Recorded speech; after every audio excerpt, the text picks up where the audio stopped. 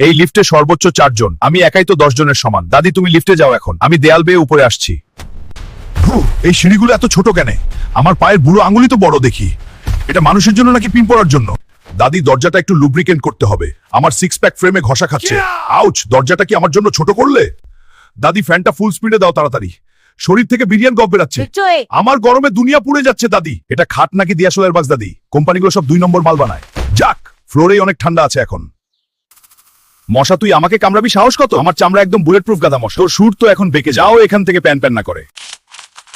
দাঁতের ফাঁকে ব্রাশ হারিয়ে যাচ্ছে কেন? নাকি পেস্ট দিয়ে কুলি করব দাদি?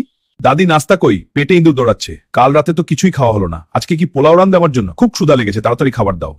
ঠিক আছে, আমি নিজেই ডিম ভাজছি। 1 ডজন কোথায় রাখলে দাদি? সব খোসা সহ ভেজে ফেলি, ক্যালসিয়াম অনেক বাড়বে।